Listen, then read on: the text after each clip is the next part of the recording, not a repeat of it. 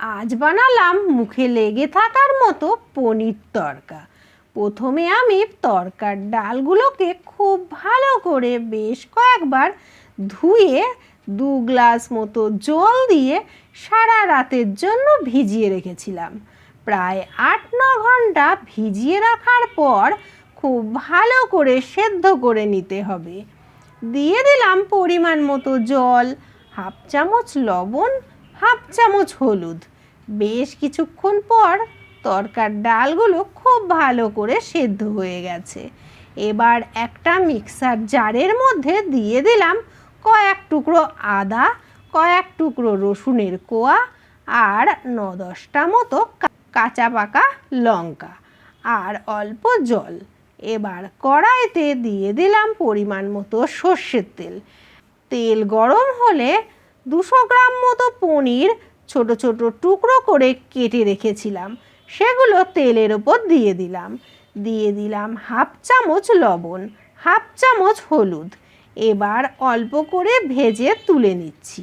কড়াইতে আবার দিয়ে দিলাম 2 চামচ মতো সর্ষের তেল, দিয়ে দিলাম হাফ চামচ আস্ত জিরে ফোড়ন, দিয়ে দিলাম পেঁয়াজ কুচি একটু ভাজা হলে দিয়ে দিলাম টমেটো কুচি, দিয়ে দিলাম হাফ চামচ লবণ, হাফ চামচ হলুদ। এবার ঢাকনা চাপা দিয়ে দিলাম টমেটোগুলো সেদ্ধ হওয়ার জন্য। কিছুক্ষণ পর ঢাকনা খুলে দিয়ে দিলাম 1 চামচ জিরে গুঁড়ো, 1 চামচ ধনে গুঁড়ো, 1 চামচ গরম মশলা গুঁড়ো। এবার দিয়ে দিলাম আদা, রসুন আর লঙ্কা বাটাটা। এবার সব কিছু খুব ভালো করে কষে নিয়ে এবার দিয়ে দিলাম আগে থেকে সেদ্ধ করে রাখা তড়কার ডালটা।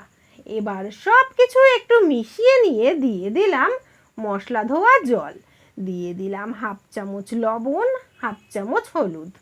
একটু মিশিয়ে দিয়ে দিলাম পরিমাণ মতো জল। এবার ঢাকনা চাপা দিয়ে দিলাম।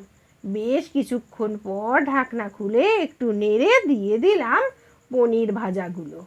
এবার দিলাম কাসুরি মেথি।